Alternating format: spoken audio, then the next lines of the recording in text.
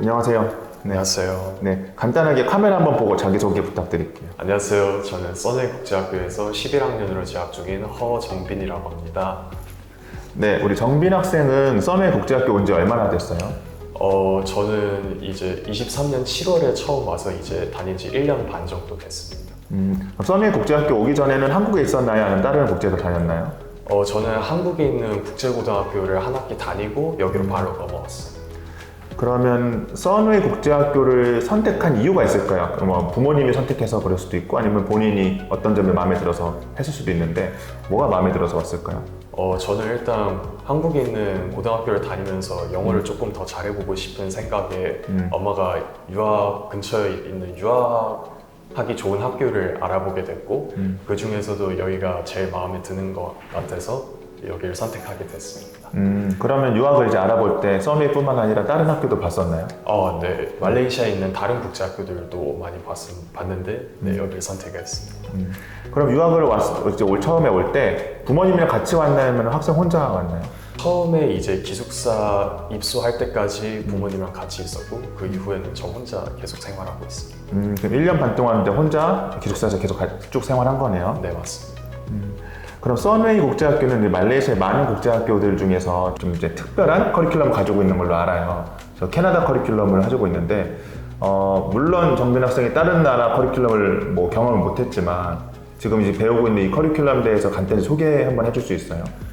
저희는 이제 온타리오 프로그램을 듣고 있는데 제가 현재 11학년 과정을 듣고 있는데 이제 한 학기에 4개씩 과목을 들어야 되고 이제 11학년 같은 경우에는 이제 대학 준비 과정이라고 조금 10학년에 비해서 난이도가 확 어려워지어가지고 아무래도 대학 같은 데 준비할 때 조금 더 수월하게 준비할 수 있지 않나라는 생각이 듭니다. 네네.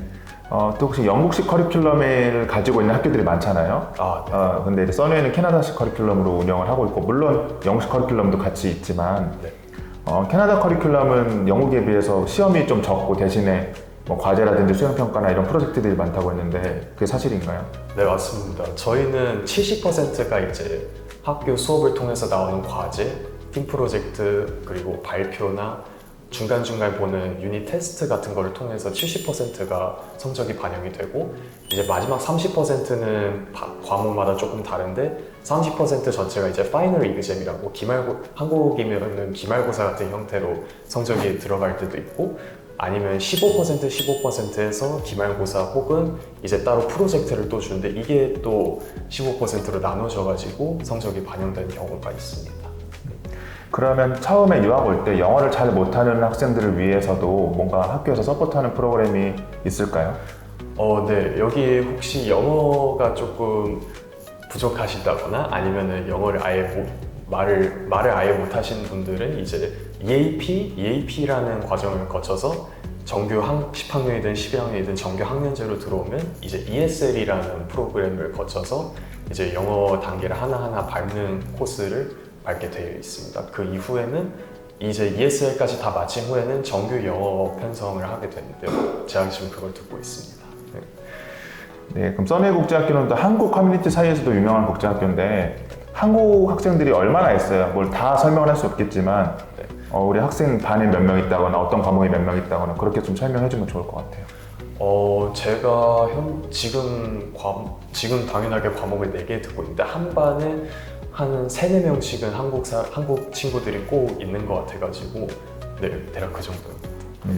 정빈 학생 그럼 한국 친구들만 좀 어울리나요? 여러 다른 친구들도 좀 사귀고 있나요? 저는 솔직히 말씀드리면 한국 친구들보다는 외국 친구들을 조금 더 선호하는 편입니다. 왜냐하면 이제 외국 친구, 국적과 관계없이 외국 친구들이랑도 더 많이 사귀어봐야 사회성도 넓힐 수 있고 또 영어로 커뮤니케이션 하는데 도움이 될 것 같아가지고 저는 한국 친구들보다 외국 친구를 더 사귀고 있습니다. 네. 그럼 이제 처음에 써뇌에 왔을 때 당연히 힘든 점도 있었을 거 아니에요, 그렇죠? 뭐 언어적인 것도 있고 문화적인 것도 있고 그럼 어떤 것들이 좀 기억에 남아요? 힘들었던 것들? 저는 솔직히 말씀드리면 공부 때문에 힘들었다기보단 여기서 생활하는 방식이 조금 많이 힘들었는데요. 예를 들어서 한국에서 바로 말레이시아에 오게 된다면 이제 음식이 안 맞는 경우가 굉장히 많습니다. 그래서 보통은 이제 따로 나가서 사 먹는다든지 아니면 기숙사에서 주어진 급식을 먹든지 해야 되는데 솔직히 말씀드리면은 이제 기숙사에서 배정된 급식을 먹기보다는 주말에는 밖에 나가서 먹는 경우가 훨씬 더 많은 것 같아가지고 처음에는 음식 때문에 적응하기가 굉장히 힘들었지만 지금은 잘 적응하고 있습니다. 그 음식 얘기가 나온 김에 썬웨이는 보딩이 이제 영국식 보딩과 다르게 뭔가 조금 일정 학년 이상 되면 자유롭게 외출도 되고 주말에는 나가서 밥도 사 먹을 수 있고 그리고 주변에 그런 인프라도 잘 돼 있는 걸로 알아요. 네. 그러면 몇 학년부터 이렇게 조금 자유롭게 외출을 좀 할 수가 있어요? 제가 사범 선생님한테 듣기로는 10학년부터는 아무 때나 외출하는데 전혀 문제가 없다고 하시고 이제 9학년까지는 부모님의 동의를 받아서 외출을 할 수 있는 걸로 알고 있습니다. 네. 그럼 하루 일과가 좀 궁금해요. 몇 시에 일어나서 기숙사에서 몇 시에 나와서 이제 수업은 좀 어떻게 지내고 또 언제 기숙사 들어가서 취침 전까지는 좀 뭐 하는지 이런 일과를 좀 설명을 해주실 수 있을까요?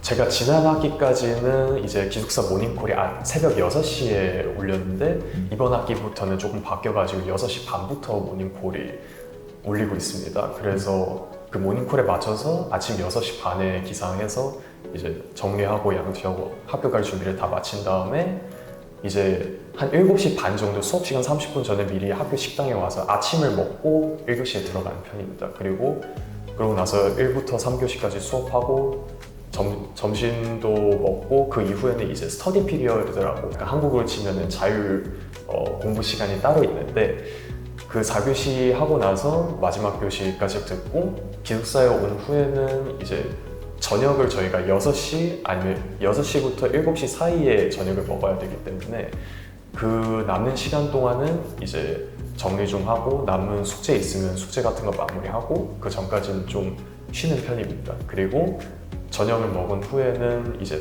따로 공부를 하는 친구들도 있고 아니면 노는 친구들도 있는데 저는 개인적으로 숙제가 좀 많기 때문에 숙제를 계속하고 따로 공부를 좀 하는 편이라서 그렇게 한 밤 9시 반까지 공부하다가 그리고 이제 저희 기숙사 원칙이 밤 10시 반쯤 되면은 이제 소등을 해야 되기 때문에 그 전에 최대한 정리하고 그 10시 반에는 잠자리에 드는 편입니다. 그럼 이렇게 외출 관리라든가 인원 체크라든가 그런 것들을 선생님들이 좀 체크를 해주시나요? 저희는 명단이 항상 다 리스트에 올려져 있기 때문에 누가 외출을 했는지 누가 외출 안 했는지 그게 다 리스트에 떠 있기 때문에 항상 사감 선생님께서 체크를 해주시고 있습니다. 그럼 이렇게 자습하거나 숙제할 때는 다 같이 모여서 하나요? 각 방에서 하나요? 저희가 지난 학기부터 이제 기숙사 밑에 학생들만 쓸 수 있는 라운지 공간이 있는데 지난 학기부터 거기를 이제 7시 반부터 9시 15분까지 공부 스터디 타임이라고 공부 시간을 따로 정해놨기 때문에 그렇게 편성된 이후에는 저는 항상 라운지로 가서 공부를 하고 있는데 또 개인 각방에서 이제 공부를 하는 애들도 꽤 많습니다. 그렇기 때문에 라운지에서 공부를 하는 친구들도 있고 각 방에서 공부하는 친구들도 있습니다. 네. 그럼 기숙사 생활을 하다 보면 혼자 방 쓰는 게 아니잖아요. 네. 그때 2인실 쓰나요? 네, 2인1실 쓰고 있습니다. 그럼 이제 어떤 친구랑 이제 사용하냐 따라해서 그게 힘들 수도 있고 뭐 마찰이 있을 수도 있고 아니면 친구랑 잘 맞을 수도 있는데 경험상 어땠어요?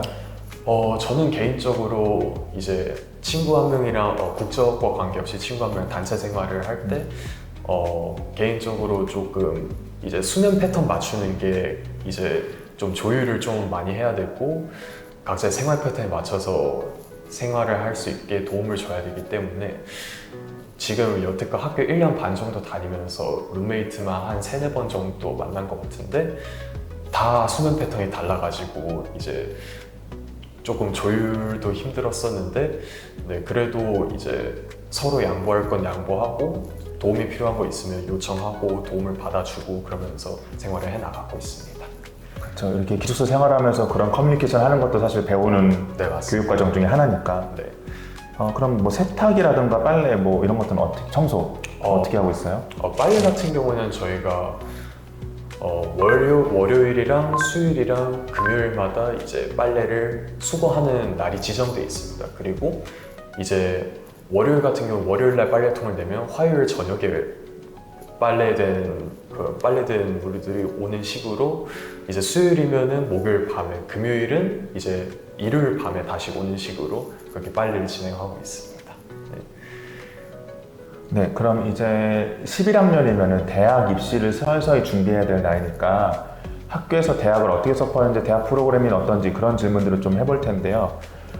썬웨이는 11학년에 IB 디플로마로 넘어가는 학생도 있고, 아니면 11학년에 쭉 온타리오 프로그램 남은 다음에 12학년 때 CIMP, 그러니까 캐나다 온타리오 프로그램으로 넘어가는 학생들 있잖아요. 아니면 그 외에 뭐 A레벨이나 다른 프로그램 하러 이제 컬리지 넘어가는 학생들도 있고.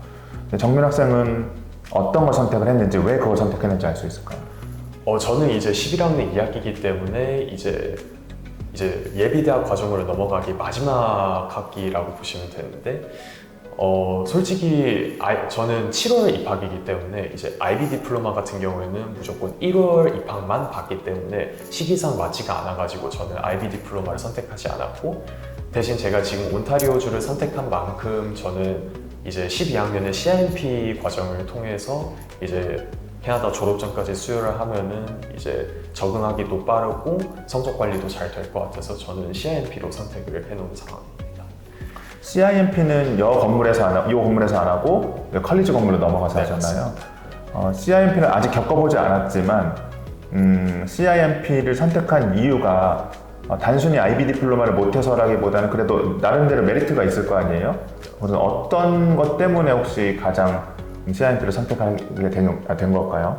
사실 지금 온타리오주를 듣고 있기 때문에 만약 CIMP를 선택하게 되면은 제가 11학년 때 이수했던 과목이랑 12학년 때 또 대학 준비 과정에 필요한 과목이랑 연계해서 들을 수가 있기 때문에 그 점이 이제 적응하기도 빠를 것 같고, 또 CIMP도 마찬가지로 평가 방식이 70%가 이제 수업에서 나오는 성적, 그리고 30%가 이제 최종 시험 성적으로 들어가기 때문에 그 방식이 이미 적응이 돼가지고 그렇게 쭉 이어가다 보면은 제가 늘 해왔던 공부기 때문에 딱히 큰 차질이 없이, 큰 어려움이 없이 계속 생활할 수 있을 것 같아서 CIMP로 고르게 됐습니다. 저도 말레이시아의 많은 국제학교 학생들이 이제 A레벨만 고집하는 거 보고 좀 안타깝긴 했거든요. 그래서 A레벨만 할 수 있는 게 아니라 뭐 IB도 할 수 있지만 CIMP라든가 뭐 다른 어스메시라는 또 호주 프로그램도 있고 또 각 대학 파운데이션 있고 너무 다양하게 있어서 나에게 맞는 프로그램을 해야 되는데 많은 학생들이 뭐 A레벨만 고집하는 경우도 많아서 저는 이번에 정민 학생이 CIMP 한다는 딱 소식 듣고 굉장히 반가웠어요. 근데 나중에 혹시 대학 가고 나서는 한 번 더 인터뷰 해줄 수 있겠죠? 그럼요. 네. 알겠습니다. 그러면 이제 거의 마무리 단계에서 좀 몇 가지 좀 질문을 더 해보면은, 이렇게 기숙사를 혼자 떨어져서 이제 지내는 데 있어서, 한국을 1년에 몇 번 정도 가요? 저는 통상적으로 여름방학 때 한 번, 겨울방학 때 한 번 이렇게 1년에 총 2번 정도 가는 것 같습니다. 네. 영국식은 보통 3학기제인데 이제 반면에 여기는 2학기제죠, 그렇죠? 네, 맞습니다. 네. 그럼 1월이 첫 학기예요? 7월이 첫 학기예요? 통상적으로는 1월에 첫 학기를 시작하는 편인데 7월에 입학해서 첫 학기를 시작하는 것도 가능합니다. 네. 뭐 어린 학생들은 다 1월에 해야 되지만 10학년인가 이상부터는 네, 7월도 이제 첫 학기가 될 수 있잖아요, 그렇죠? 네, 맞습니다. 그럼 여기는 시험이 좀 많은 편인가요? 학교에서? 저희 같은 경우에는 이제 단순 한국처럼 지필고사가 많다기보다는 이제 수업 정규 과정에서 이루어지는 단원 평가, 자그마한 쪽지 시험 같은 것들이 조금 많다고 볼 수 있기 때문에 네, 수업 과정에서 나오는 시험이 좀 많은 편이고, 네, 한국처럼 기말고사처럼 지필고사가 그렇게 많은 편은 아닙니다. 그럼 썬웨이에 대한 오해일 수도 있는데, 이제 썬웨이 국제학교를 좀 염두하는 분들은 너무 자유롭다, 다른 학교에 비해서 뭔가 활동적이고 활발한 장점도 가지고 있는 반면에 너무 학생들이 자유롭게 막 다닌다, 그런 거에 있어서 이제 본인 의견은 어때요? 솔직히 말씀드리면은 물론 그렇게 자유롭다고 해도 솔직히 저는 그렇게 자유롭게 다니지 않는 편이어가지고 그냥 기숙사에서 공부하고 할 거 하고 하는 편이라. 근데 제 주변 친구들은 보면은 막 아까 말씀 주신 대로 자유롭게 밖에도 막 나가고 뭐 공부도 그렇게 막 엄청 많이 뭐 열심히 하는 것 같지는 않아가지고 뭐 솔직히 여기 와서 하기 나름이라고 저는 생각합니다. 그래서 열심히 하는 친구들 따로 있고 여기 그냥 학교 자체를 즐기는 친구들도 있고 그렇습니다. 맞아요. 그래서 자기 주도가 좀 되는 학생들이 오면 좀 좋을 것 같아요. 그렇죠? 네, 맞습니다.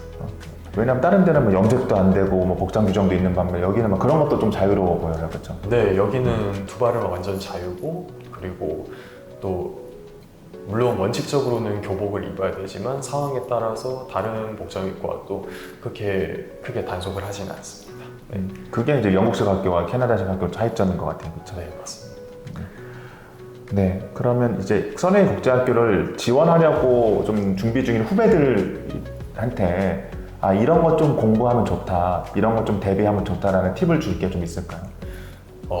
저는 솔직히 말씀드리면 이게 사람마다 다른데 본인이 이미 영어를 엄청 잘한다. 그러니까 영어로 대화 원어민하고 대화하는데 전혀 문제가 없고 듣고 이해하는데도 그리고 쓰는데도 전혀 문제가 없다. 그러시면은 그냥 영어로 여기 오시기 전에 이제 영어로 된 책이나 아니면 텍스트 같은 거 많이 읽고 들어오시면 훨씬 수월한 성적을 받으실 수 있을 것 같습니다. 왜냐하면 제가 여기서 공부를 하면서 느꼈던 게 이제 성적이 저희가 에세이 같은 장문을 쓰는 것도 굉장히 많고 본인의 생각을 표출하는 게 그대로 최종 성적에 반영이 되기 때문에 책이라든지 본인의 생각을 적어놓은 글들을 많이 읽어보시는 거를 추천드리고요. 반면에 이제 영어가 아직 조금 서툴고 능숙하지 않으신 학생들은 이제 기본적으로 처음부터 이제 기초부터 영어가 뭐 듣고 말하는 거라든지 아니면 쓰는 거라든지 차근차근 진행을 하셨으면 좋겠습니다. 그리고 이제 수업 자체가 다 영어로 진행이 되기 때문에 무엇보다도 듣는 거에 중점을 둬서 공부를 열심히 하고 오셨으면 좋겠습니다. 네. 이건 주관적인 의견일 수도 있지만 중학생 때 유학 오면 늦어서 따라가기 힘들다, 초등학생 때 와야 유학할 수 있다 이런 소리도 있는데 이게 뭐 맞는 말일 수도 있고 틀린 말일 수도 있지만 개인적인 생각은 어때요? 중1이나 중2 때 와도 충분히 할 수 있다 아니면 안 된다?